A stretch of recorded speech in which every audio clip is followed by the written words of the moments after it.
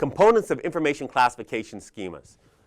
You got to look at what's important, what needs to be protected, how valuable the information is, how much of an advantage it gives you, how much it could help your competition if they had it, requirements to protect it, legislative, regulatory requirements, civil requirements, contractual agreements to protect it.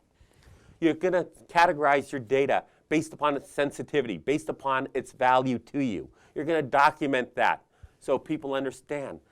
Now, we're not going to be looking at things like mandatory access control and sensitivity labels in this course. That belongs with the CISM.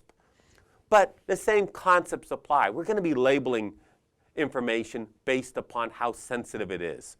We're going to have group definitions. If it belongs to this group, we're going to classify it this way.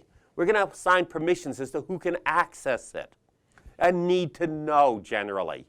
If we're looking at mandatory access control, it would be the compartments on the labels. Need to know, enforce that. You don't work in HR, you don't see HR records. Have controls to protect it so that someone in IT doesn't see how much the CEO and other corporate officers are being paid. They don't need access to the payroll file. They may need to grant permissions on it. They may need to make sure it's accessible, but they don't need to see the contents of it. Permission structures being applied can keep their eyes from prying where they don't belong. After all, they need to mind their own business like everyone else does. And review your controls. Make sure they're effective. What worked today may not work 6 months from now, 2 years from now.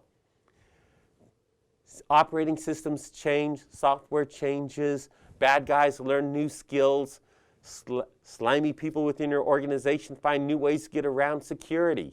We need to review it and make sure we're current to keep the data safe.